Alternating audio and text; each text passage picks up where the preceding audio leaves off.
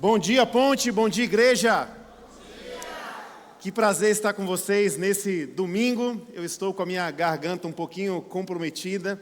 Essa última semana que passou foi uma semana muito especial para a minha jornada, minha caminhada. Eu tive a chance de estar numa viagem que tinha dois grandes objetivos. O primeiro era a inauguração de uma nova comunidade, uma nova igreja que faz parte da nossa família.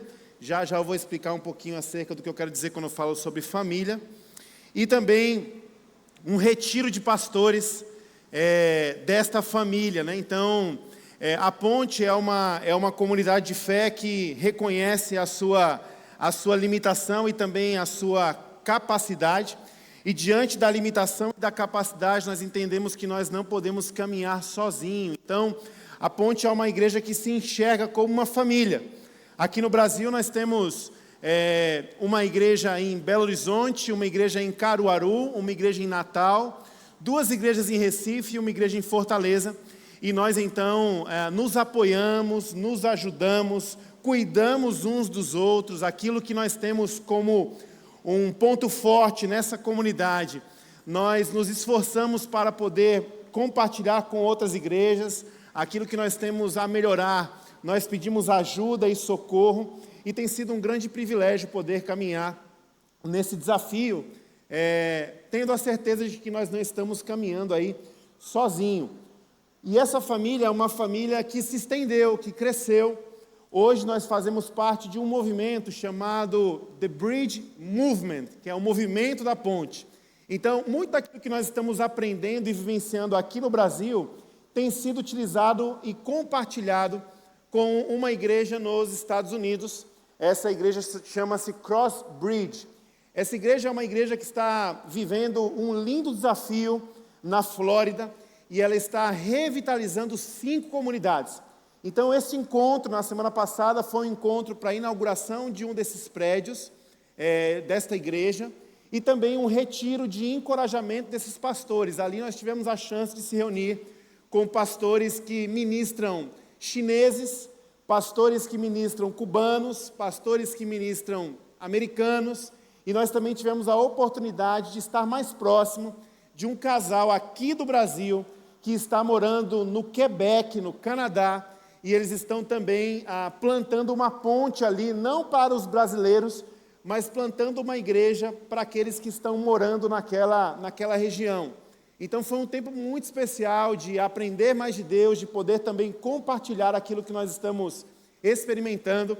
E essa série, Céu na Rua, é uma série que está acontecendo em todas as igrejas que participam desse movimento de família.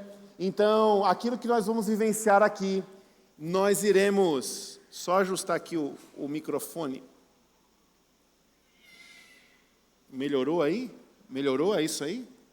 Nós iremos vivenciar uma experiência de ensino e de serviço, e isso vai acontecer em Fortaleza, isso vai acontecer em Recife, isso vai acontecer em BH, em Caruaru, em Natal, isso vai acontecer em Miami, isso vai acontecer também em Key Biscayne, isso vai acontecer em Quebec, no Canadá, porque essa é uma série da família, né? Então, é um tempo muito especial, muito propício, muito animado com aquilo que Deus vai fazer no nosso meio ao longo dessas próximas semanas. E essa série é uma série também que fala muito a respeito do nosso DNA, da nossa identidade como igreja.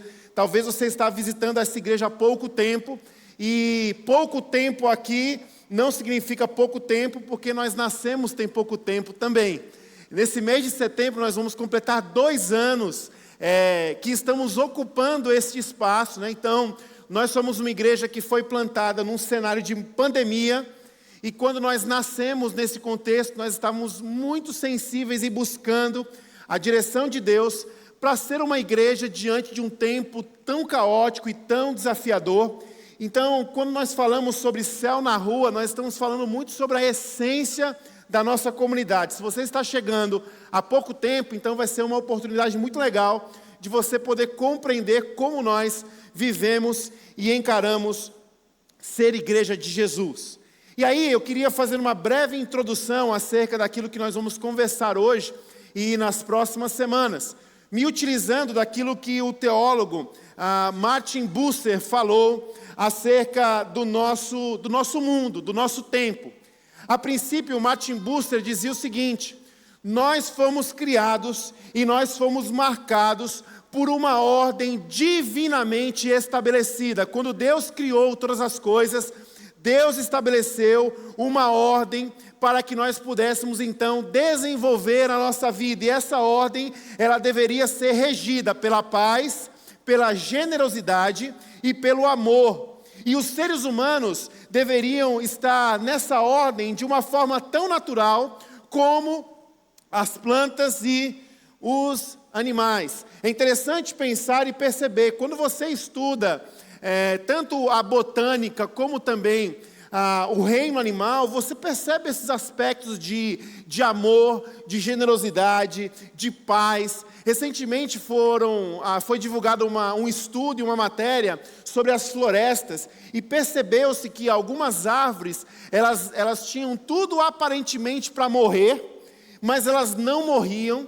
E os estudiosos botânicos, estudando o porquê que essas árvores não morriam, eles descobriram que algumas árvores, elas se interconectavam pelas suas raízes para sustentar as árvores mais frágeis, mais fracas. Então, o nosso mundo e a criação, ela foi criada para ser regida sobre a ordem do amor, da generosidade e da paz.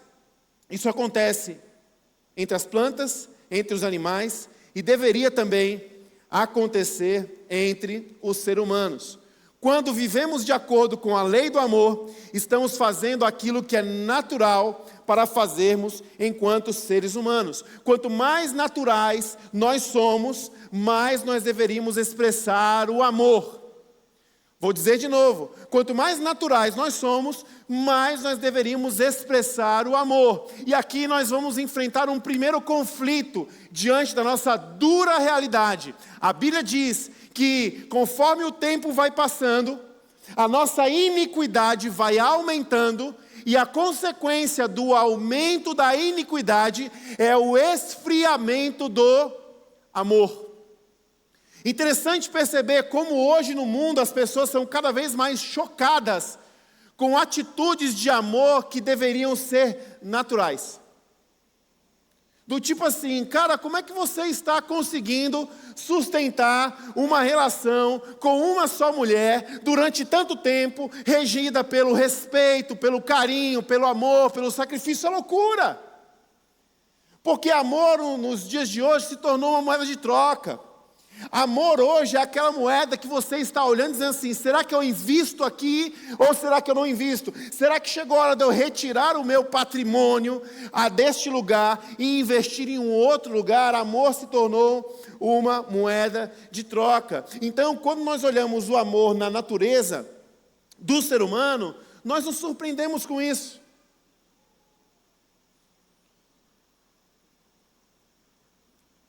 A razão disso, da surpresa, é porque o egoísmo humano, ele tem invertido a ordem natural das coisas.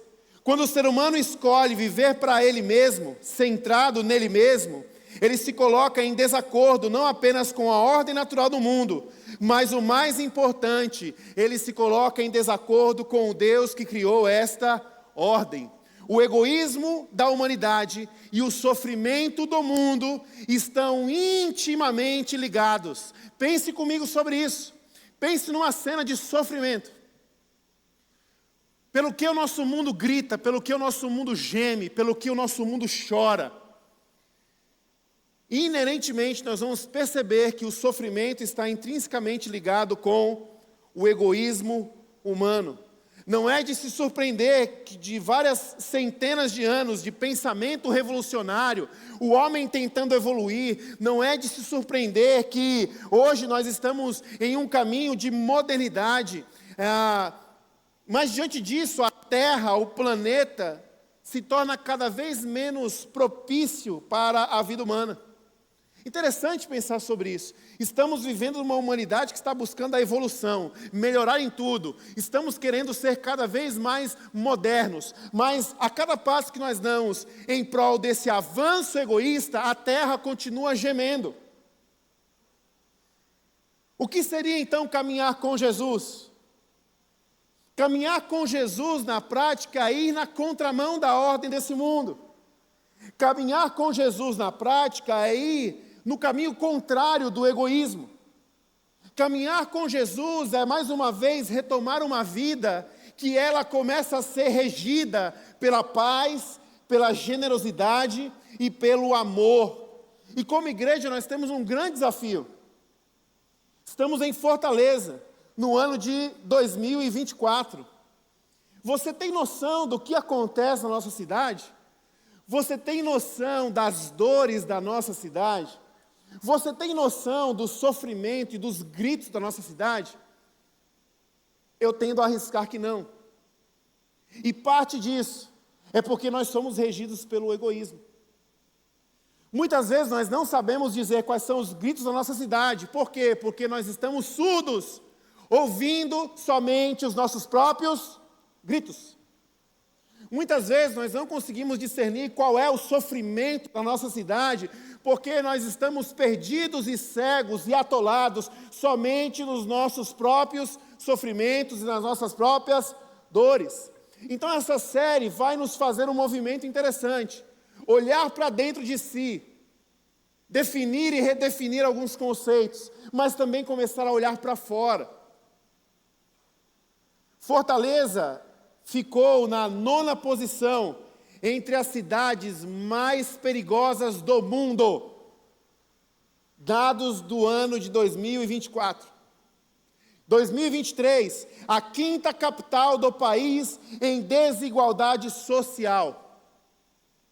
Irmão, você tem noção que a nossa cidade, ela tem o IDH, em alguns bairros de Fortaleza, você tem um índice de desenvolvimento humano comparado a algumas cidades da Suíça, por exemplo.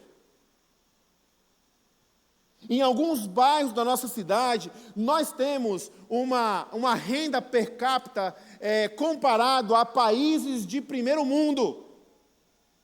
Mas dirigindo 14, 15, 16 minutos desses lugares, nós nos deparamos com realidades de pessoas que têm o índice de desenvolvimento humano inferior às piores províncias da África. Você sabia disso? Desigualdade social. Nós reclamamos e sofremos e gritamos muito acerca da violência na nossa cidade. Fazemos isso. E fazemos isso com sentido. Fazemos isso porque isso de fato acontece. Mas se você olhar para o mapa da nossa cidade, você vai perceber que Fortaleza, ela é arregimentada por um cinturão de comunidades carentes, comunidades pobres. Comunidades que têm um índice de desenvolvimento humano baixíssimo.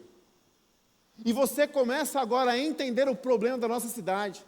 Essas regiões que têm um pouquíssimo desenvolvimento humano concentram 86% da nossa juventude. É nessa região onde o crime organizado está instalado para poder captar essas crianças, esses adolescentes e esses jovens que não têm vez, que não têm lugar, que não têm uma palavra de oportunidade, que não têm uma palavra de afirmação. É nesse lugar onde falta o amor que o mal prevalece. E o combustível para a maldade é o egoísmo. É o egoísmo que se traduz na frase, não tem ninguém por você. É o egoísmo que se traduz na frase, você não vai dar em nada, você não vai ser nada, você não vai ser ninguém. Você vai precisar apelar para a violência para você ter aquilo que você acha que vai te fazer feliz. Então nós estamos diante de uma cidade que nos empurra para a compreensão do que é ser igreja. Do que é romper esse egoísmo. E aí eu gostaria de ler com vocês 2 textos da palavra de Deus. O primeiro está lá em Tiago, capítulo 1, do verso 1 ao verso 4. E o segundo, nós vamos dar um pulo para Isaías, porque esses textos parece que eles têm um bom encontro. Eles fazem um bom casamento. Então olha o que a Bíblia diz, Tiago capítulo 1, do verso 1 ao verso 4. Tiago, servo de Deus e do Senhor Jesus Cristo, as 12 tribos dispersas entre as nações, saudações. Meus irmãos, considerem motivo de grande alegria, olha isso. Considerem motivo de grande alegria o fato de passarem por diversas provações. Espera aí, Tiago. Como assim? Pois vocês sabem que a prova da sua fé produz perseverança. E a perseverança deve ter ação completa, a fim de que vocês sejam maduros e íntegros, sem lhes faltar coisa alguma. Vocês estão entendendo o que o Tiagão aí, irmão de Jesus, está escrevendo para o povo? Meus irmãos, considerem motivo de grande alegria os problemas, as dores, os sofrimentos, as tribulações. Considerem motivo de grande alegria na ordem natural, onde nós estamos extremamente preocupados em satisfazer o nosso ego. Tribulação, provação, não será jamais motivo de alegria. O que o irmão do Jesus aqui está tentando fazer conosco? E aí nós vamos agora para o texto de Isaías 54, eu gostaria de ler com vocês esse texto. E nós vamos então aplicar o que o Tiago está nos dizendo, dentro de um texto agora do Velho Testamento. Isaías 54, do verso 1 ao verso 3, a Bíblia diz: Cante, ó estéril, você nunca teve um filho, irrompa em canto e grite de alegria. Você que nunca esteve em trabalho de parto, porque mais são os filhos da mulher abandonada do que os daquela que tem marido, diz o Senhor. Alargue a sua tenda, estenda bem as cortinas da sua tenda, não o impeça, estique as cordas, firme as suas estacas, pois você se estenderá para a direita e para a esquerda, e os seus descendentes desaposarão das nações e se instalarão em suas cidades abandonadas. Irmãos, vocês estão compreendendo o que a Bíblia está dizendo aqui? Vocês estão conseguindo entender e ver alguma sinergia entre o que Tiago diz no Novo Testamento e o que o Isaías está falando no Velho Testamento? Cante, ó estéril, se alegre, mulher estéril.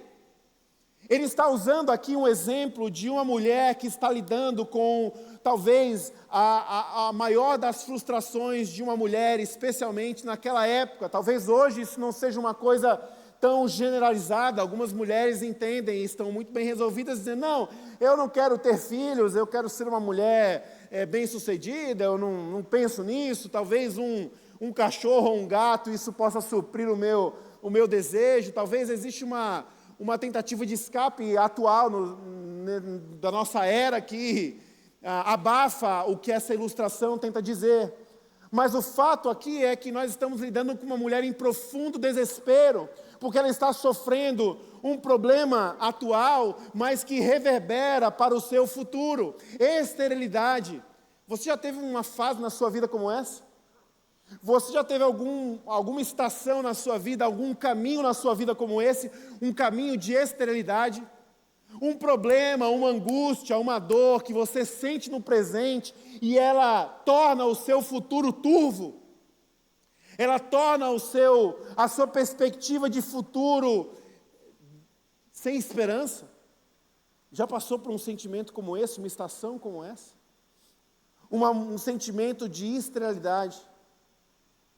Mesmo você sendo estéril, cante de alegria. Olha o que a Bíblia está dizendo. Diante da tribulação, da provação, se alegre. E aí, mais uma vez, por que a Bíblia está dizendo isso? O que a Bíblia está me convidando a fazer ou a experimentar diante da dor e do meu sofrimento? E aí nós podemos perceber algumas coisas, e aqui eu gostaria de aplicar alguns princípios. A primeira coisa, se alegre na sua esterilidade, né? Se alegre nas suas provações. E como é que eu faço isso? O que você espera de mim do ponto de vista prático? E aí a palavra de Deus diz: alargue a sua tenda.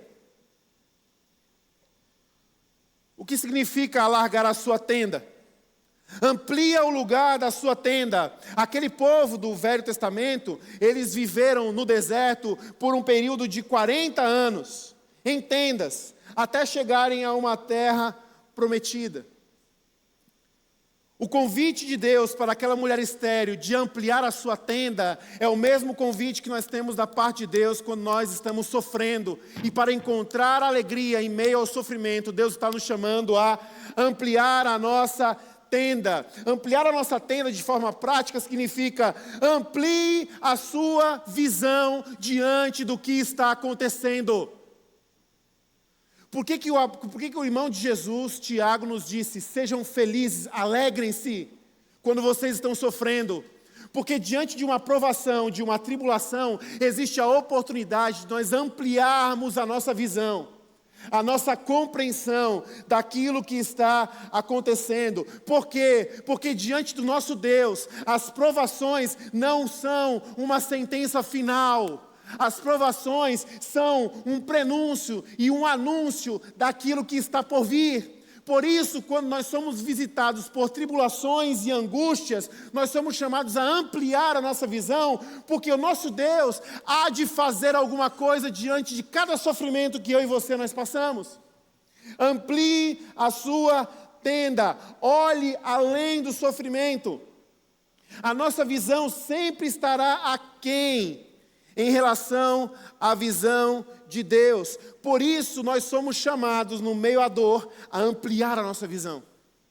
Quando eu e você, nós somos invadidos ou visitados ou atravessados por alguma tribulação, nós estamos sendo convidados a andar em fé.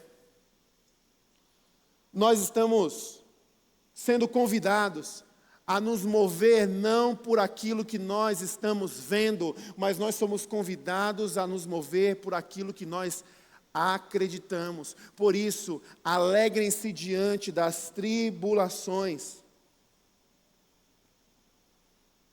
É por isso que das tribulações, nós somos convidados ao lugar da alegria, pois o desespero vai dando lugar a essa expectativa. O que meu Deus fará diante disso? Como Deus irá se mover diante desse desafio? Como Deus irá me moldar diante desta dificuldade? Eu já contei uma história para vocês aqui uma vez, né, nessa nossa jornada, e alguns até brincam com isso. A história é de uma missionária, que ela foi desafiada, estando indo para a África, especialmente para uma província muito carente, ela foi desafiada a levar algumas Bíblias. E ela estava com muito medo, porque era um lugar desconhecido, e ela também estava com algum receio, porque eram muitos volumes. E aí aquela agência missionária falou: não, nós conversamos aí com uma autoridade da África, essa autoridade ela vai nos dar uma carta, e você vai ter a oportunidade de levar essas Bíblias sem nenhum problema. E aí ela chegou no aeroporto para embarcar em São Paulo com essas caixas, e ela começou a ficar nervosa na hora do check-in, do despacho das malas, e aí chegou um senhor bem vestido assim, com um papel, olhou para ela: a senhora é a fulana de tal? Não, eu sou sim a fulana de tal. Olha, fique tranquila, está aqui toda a documentação, eu vou te auxiliar aqui no despacho das bagagens. Ela: tudo bem. Poxa, olha, Deus está cuidando, olha só o que aconteceu. As bagagens foram despachadas, o avião foi até a cidade da África, a primeira cidade. Ela pousou, precisou fazer uma conexão, pegar um avião menor para ir para essa outra província. E quando pousou um pouco atrasado, o pessoal fez uma conexão um pouco mais rápida, né, naquela angústia de não perder tempo. E aquela mulher sentou no aviãozinho menor, e ela viu do avião maior, tirando as caixas, né, as bagagens, e as caixas ficaram assim no pátio, do lado do avião dela. E daqui a pouco ela viu o pessoal tudo se aprontando. Vamos começar a taxiar, decolagem, cinto, não sei o quê, e o avião se mexendo, e ela olhando pela janela, dizendo: rapaz, as caixas que eu tenho que levar estão no pátio ali. E o avião, vamos decolar e tudo não sei o quê. E ela, meu Deus, as caixas ficaram ali. E aí quando o avião decolou, ela olhando pela janela assim, viu as caixas ficando longe. E ela disse que ela fez uma oração. E a oração dela foi: Senhor, eu quero ver como é que o Senhor vai sair dessa. Quero ver como é que o Senhor vai se sair desse problema agora. 5 minutos após a decolagem, o comandante fala no rádio da aeronave: senhores passageiros, gostaríamos de pedir desculpa pelo inconveniente. Nós tivemos que sair apressado porque estávamos atrasados e acabamos esquecendo uma autoridade no aeroporto. Estamos tendo que retornar agora para pousar e pegar um passageiro que era uma autoridade. Aí o avião pousou para pegar o passageiro e colocar as coisas que tinham que colocar dentro do avião e tudo certo. Quando nós sofremos qualquer tribulação, nós podemos nutrir no nosso coração essa alegria. Senhor, eu quero ver como é que o Senhor vai sair dessa. Senhor, eu quero ver como é que o Senhor vai se livrar desse problema. Ampliar a tenda significa que Deus está nos levando para além. Além da nossa dor, além do nosso egoísmo, está nos fazendo crescer em fé. E o grande objetivo, à medida que nós nos alegramos e crescemos em fé diante daquilo que nós estamos sofrendo, isso será usado por Deus para que nós possamos ministrar o maior número de pessoas. As nossas tribulações. Por que eu devo me alegrar nas minhas tribulações? Porque as minhas tribulações são ferramentas ministeriais para abençoar aqueles que estão sofrendo. Por isso, alargue as tendas. Olhe além do seu sofrimento. Vença o seu egoísmo. Segunda coisa que nós aprendemos com essa mulher estéril, Deus disse para ela: estenda as cortinas. Abra as cortinas, estenda bem as cortinas. Em outras palavras, está sofrendo? Deixa a luz entrar. A luz, ela revela as nossas imperfeições. Seja transparente. Algumas pessoas não são capazes de se alegrar nas tribulações. Presta atenção no que eu vou lhe dizer em nome de Jesus. Muitas vezes nós não somos capazes de desfrutar da alegria em Deus enquanto estamos sofrendo, porque quando sofremos, nós estamos indo para os lugares escuros. Nós estamos nos trancando nos nossos quartos, nós estamos nos escondendo embaixo da nossa coberta, nós não queremos conversar com ninguém, e diante do que a palavra está nos ensinando, nós precisamos compreender em fé que Deus espera de nós o oposto. Enquanto você está sofrendo, ao invés de se esconder, abra as cortinas, deixe a luz entrar, porque a luz, ela revela as nossas imperfeições. São em momentos de tribulação que podemos perceber a nossa fragilidade. Quando a luz entra dentro de um quarto escuro, nós podemos perceber o que precisa ser limpo, o que precisa ser removido. Abrir as cortinas também significa um outro exercício. Olhe para fora.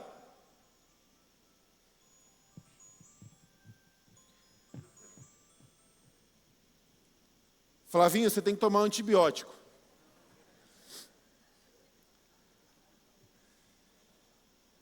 Abrir as cortinas também significa isso. Você está sofrendo, você está atribulado. Abra as cortinas e olhe para fora.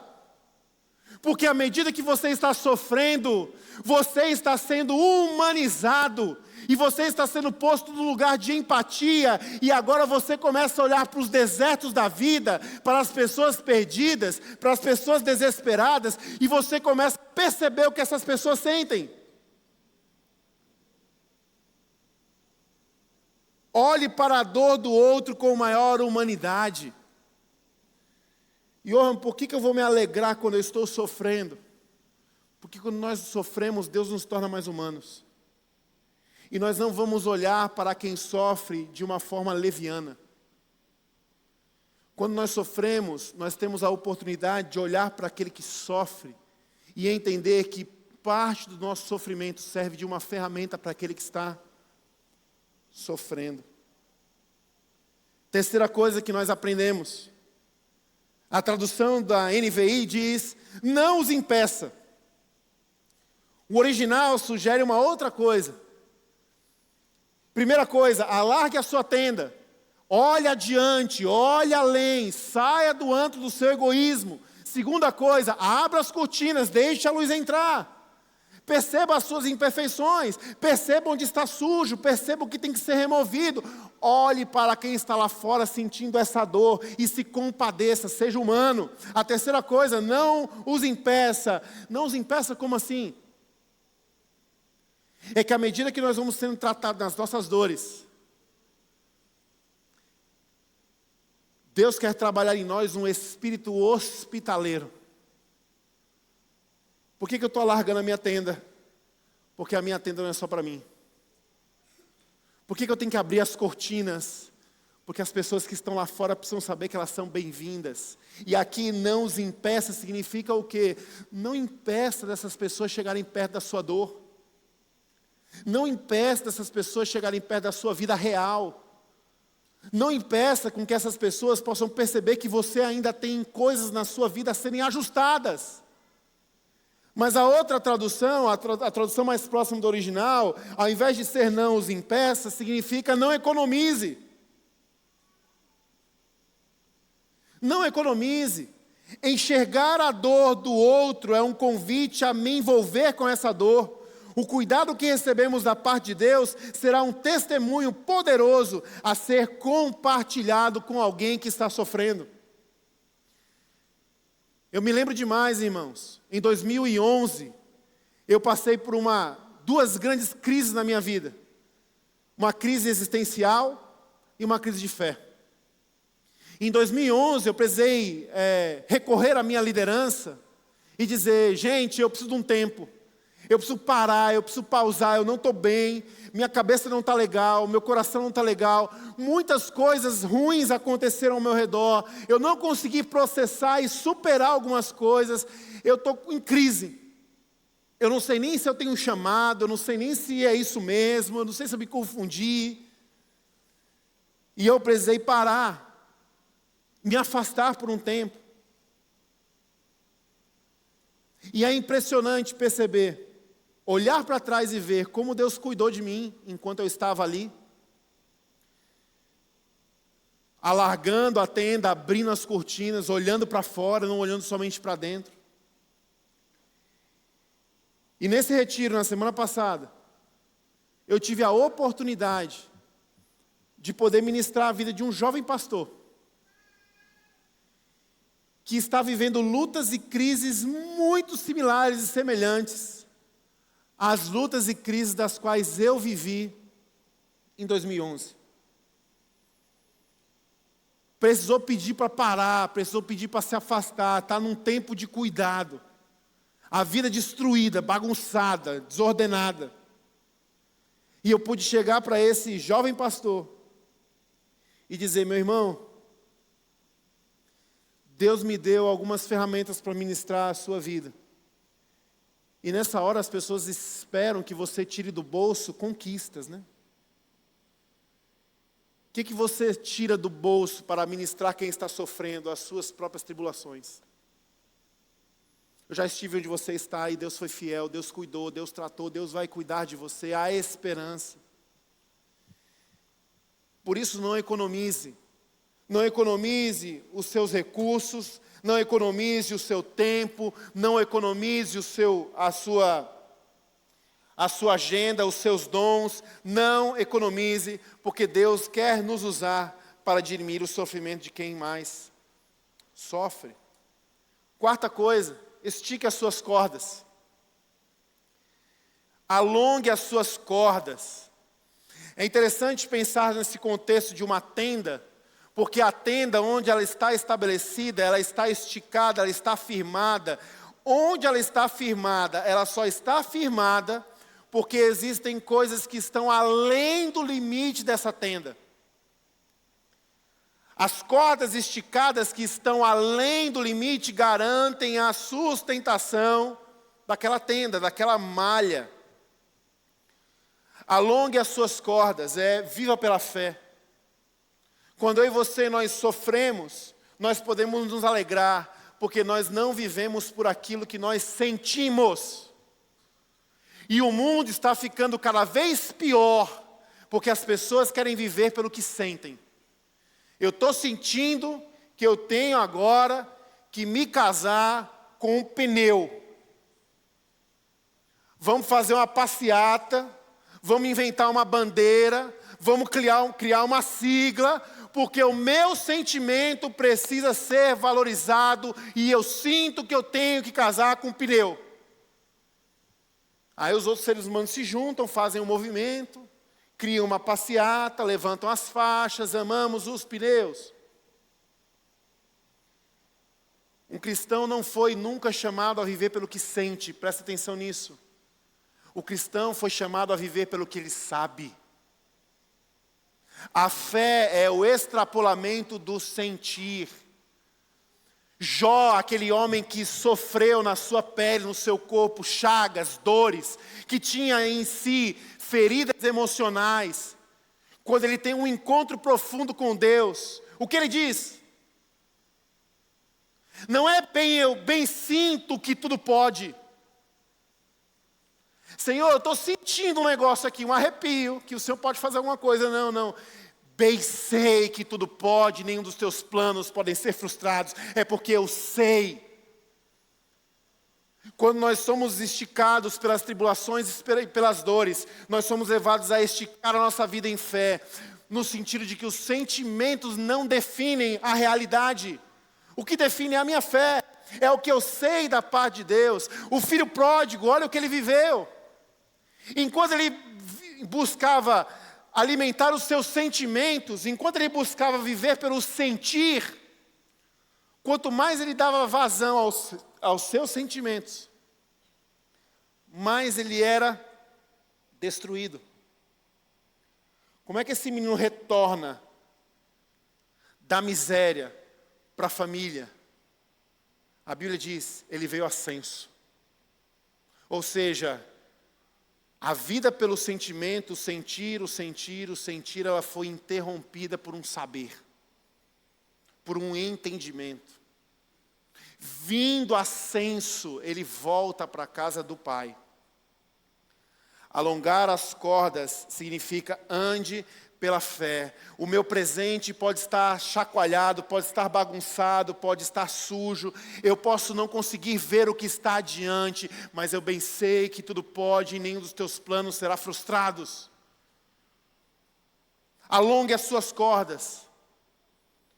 E por fim, o que Deus diz a essa mulher estéril? Firme as suas estacas. Aqui ele está falando, construa um bom fundamento. Por que eu e você nós podemos nos alegrar nas tribulações? Porque é nas tribulações onde o mundo está chacoalhando, que nós podemos perceber que é Deus que sustenta o chão que está sob os nossos pés. Podemos nos alegrar nas tribulações, pois sabemos onde nós estamos alicerçados, fincar as nossas estacas. Muitas vezes nós somos chacoalhados e nós sofremos, para que nós possamos ser levados de volta à essência. Quem me sustenta é o Senhor. Não é a minha expectativa, não é a minha família, não é o meu dinheiro, não é a minha habilidade. Quem me sustenta é o meu Senhor. Eu me lembro que nesse ano de 2011, nessa crise existencial, ministerial, onde muita coisa da minha vida foi sendo perdida, eu tive a oportunidade de me encontrar em um culto de oração em uma igreja judaica messiânica. Judeus que se converteram ao Evangelho, que creem que Jesus é o Messias. E eu me lembro que eu fui nesse lugar e eu achei o lugar assim, eu falei, meu amigo, pensa assim, num cara que fiz seminário batista, né, gostava de ler demais, John MacArthur, né, um cara assim bem fundamentalista. Aí fui para um ambiente de culto judaico messiânico. Aí, quando eu chego lá, um monte de bandeira no chão, pandeiro, chocalho, panderola, um monte assim. Aí um senhorzinho velhinho, com o quipá, com aquele chalezinho dos judeus, vai na frente, Aí pega um chifre assim, que é o chofar, né? Aí toca. Aí o povo começa a se animar, todo mundo vem para frente, pega a panderola, pega a bandeira, eles começam a fazer uma dança, tipo dança de quadrilha junina, cantando, pulando, dançando e tudo, e eu olhando para aquilo dizendo assim, meu Deus, como é que o senhor vai me tirar dessa, né? Que doideira é essa? Que loucura é essa? E aí esse senhorzinho pegou a palavra, abriu a Bíblia, começou a ler um trecho da Escritura, olhou para aqueles que estavam sentados e disse, sabe por que que o Senhor permite rumores de guerra, acidentes naturais, desavenças familiares? Sabe por que que o Senhor permite que os seus filhos muitas vezes se sintam injustiçados, violentados, abandonados?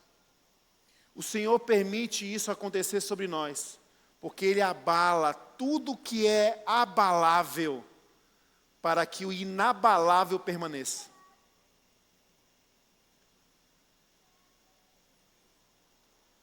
Fincar as nossas estacas é definir sobre o que a nossa vida será regida.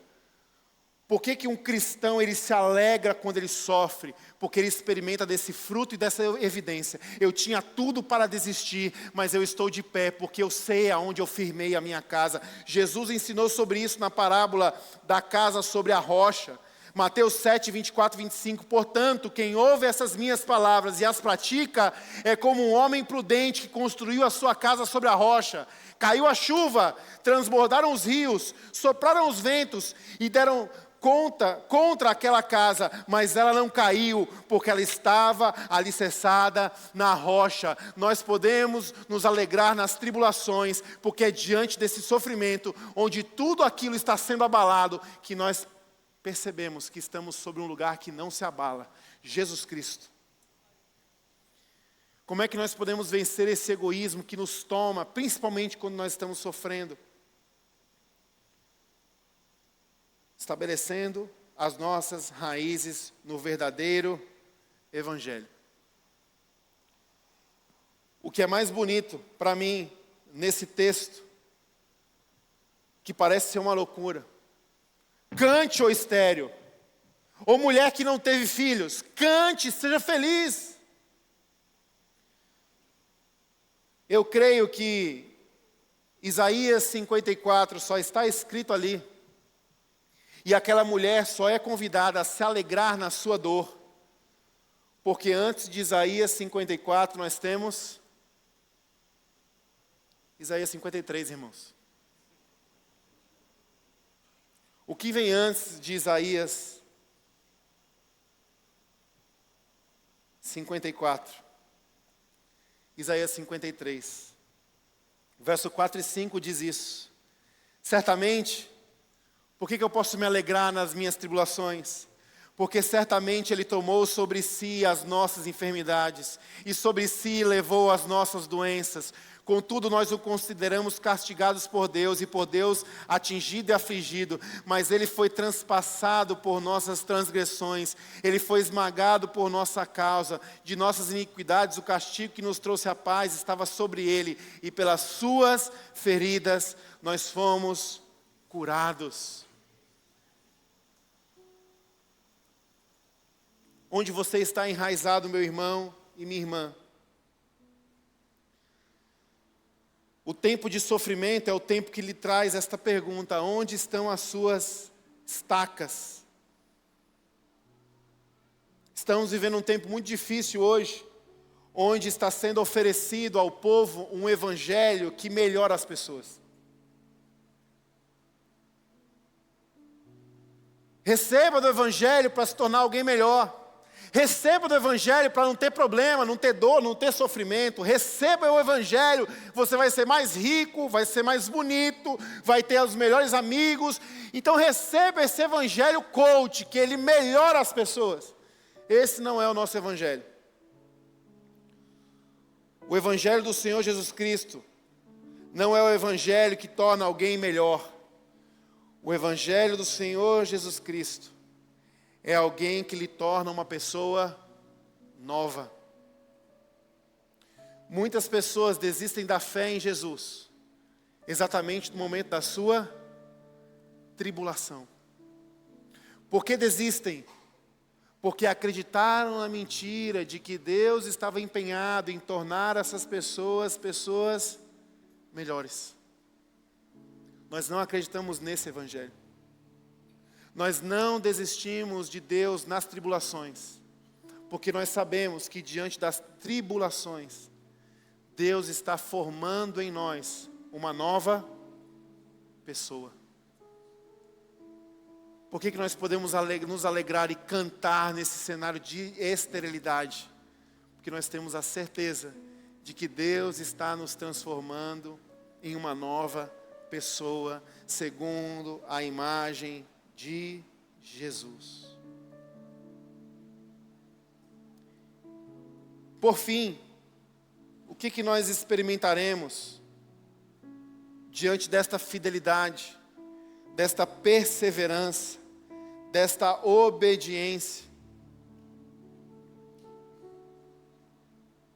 A Bíblia diz, no verso 5, no verso... Cadê o verso, irmãos? 3.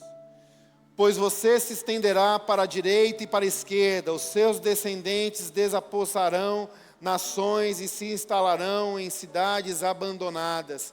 Qual é o fruto da nossa perseverança?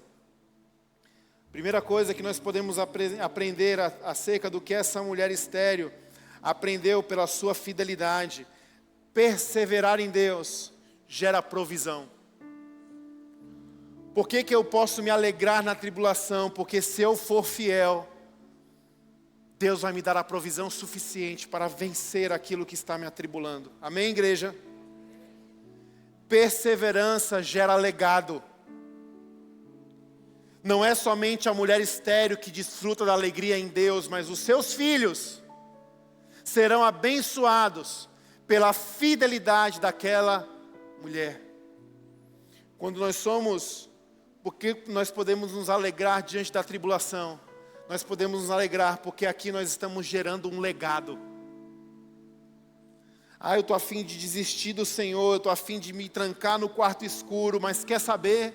Eu vou me alegrar na tribulação, porque o meu neto, porque o meu filho desfrutará de um legado abençoado de quem decidiu obedecer ao Senhor.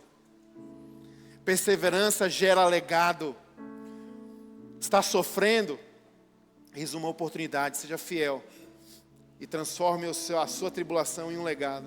E por fim, a perseverança gera transformação. Está atribulado? Está sofrendo? Pode se alegrar em Deus. Se você está firmado em Deus, pode se alegrar, porque você será transformado. As cidades que eram abandonadas começaram a ser habitadas. Nós servimos e seguimos um Deus, irmãos, que vira o jogo, que transforma a realidade, que muda o destino.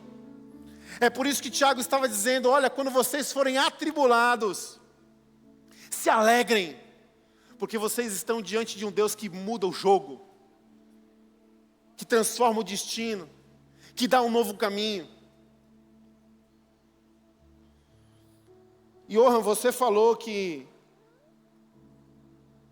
essa série é uma série para mexer com a cidade, para nos posicionar como igreja diante do sofrimento da cidade, sair do egoísmo, mas você está falando só da gente agora, é isso mesmo, irmãos.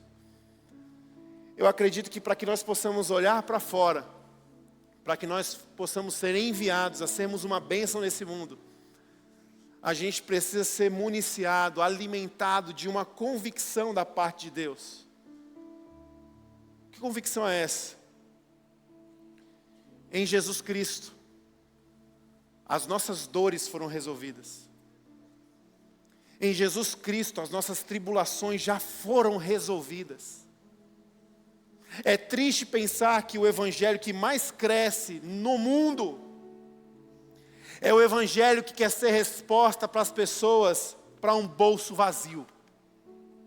O evangelho que mais cresce no mundo, é triste pensar, é o evangelho que quer ser resposta para as pessoas que estão com a barriga vazia. Irmãos, Olha para a parábola do filho pródigo. O que nós podemos aprender? Quando o filho volta para casa, quando o filho está em comunhão com o pai, o problema do bolso já foi resolvido. O problema da fome já foi resolvido. E nós não vamos conseguir ser uma bênção no mundo lá fora. Nós não vamos conseguir entender que essa igreja precisa largar a sua tenda. Ela precisa abrir as suas cortinas. Ela precisa se compadecer com quem sofre. Nós não vamos entender isso enquanto nós estivermos olhando para o nosso bolso e para o nosso estômago. É por isso que nós precisamos sair daqui esse domingo dizendo: Senhor, eu quero descansar por saber que já foi resolvido. E que até mesmo nas tribulações eu posso me alegrar. Porque a minha perseverança gera provisão, gera legado e gera transformação. Feche os teus olhos, curva a sua cabeça, vamos orar.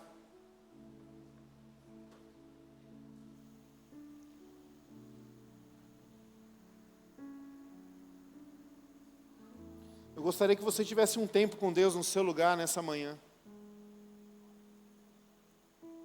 Colocando diante dele questões das quais só você sabe. Algumas vezes as pessoas dizem: pastor, pregou para a minha vida, pregou para mim. Não, irmão. O pastor prega a palavra de Deus. Se você discernir o que é para você, é porque o Espírito de Deus está ministrando sua vida. Então, diante do Senhor, nessa manhã, talvez você esteja num momento de dor, de sofrimento e de tribulação. Talvez você está se sentindo perdido, abandonado, desprezado. Você está num lugar de esterilidade.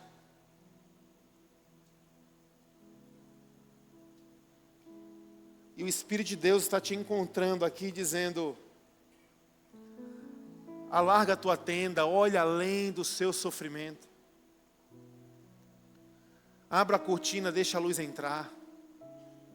Veja o que precisa ser removido, veja o que precisa ser limpo. Olhe para fora e veja a dor e o sofrimento das pessoas. Agora você está sentindo em você tudo isso. Estique as suas cordas em fé. Não é pelo que você sente, mas é pelo que você sabe. Finque bem as tuas estacas, esteja fincado, enraizado no Senhor.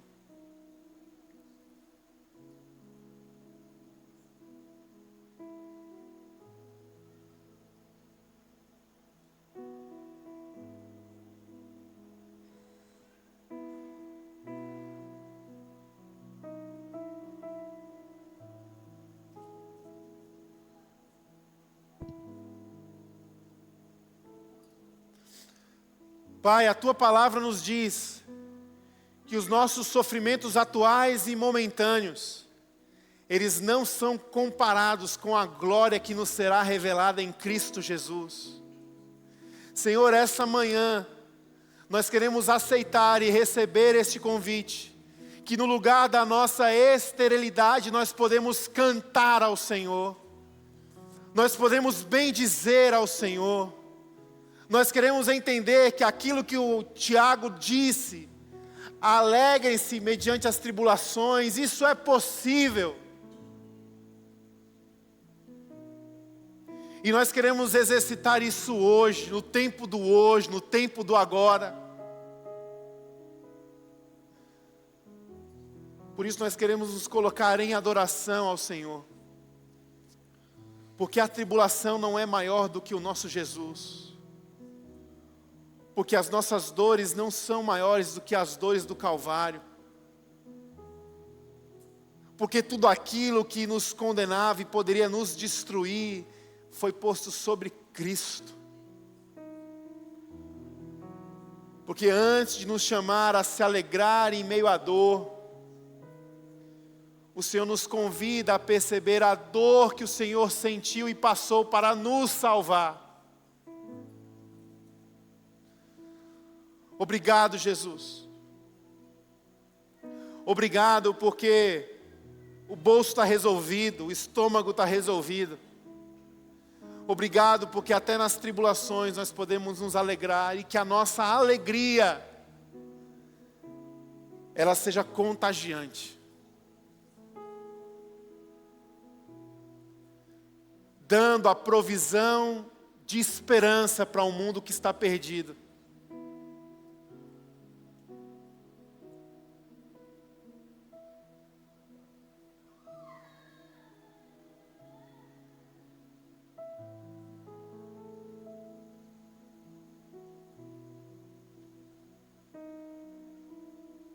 Nessa manhã nós queremos submeter o nosso coração a Ti, Senhor.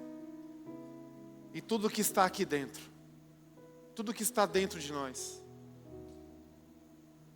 Nossas inseguranças, nossos medos, nossas frustrações.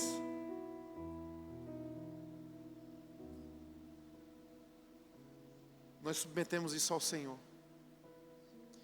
E de cabeça baixa, de olhos fechados, talvez nessa manhã você veio para este lugar e o Espírito de Deus está ministrando a sua vida. Talvez nessa manhã você está sentado aqui e é como se uma luz estivesse irrompendo a escuridão, lhe dizendo: olha, filho, filha, esse é o caminho que eu tenho para você, eu tenho uma nova vida para você. Talvez essa manhã a salvação te encontrou e você quer entregar a sua vida para Jesus, dizendo: Senhor, eu reconheço que o Senhor é o meu Senhor e o meu Salvador. Eu reconheço que a minha vida te pertence, eu entrego a minha vida ao Senhor. Se você nessa manhã está aqui com esse desejo no coração, de entregar a Ele a sua vida, eu queria que você levantasse uma das suas mãos. Onde você está, que eu quero orar por você. De olhos fechados, cabeça baixa. Não se sinta constrangido. Nós queremos orar pela sua vida, lhe acolher na família de fé. Alguém nessa manhã gostaria de tomar essa decisão, de aceitar a Jesus como seu Senhor e seu Salvador?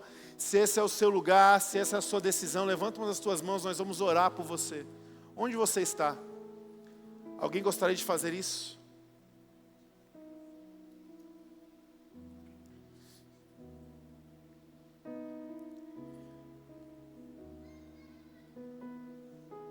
Amém. Pai, o Senhor conhece o nosso coração, sabe por onde nós caminhamos.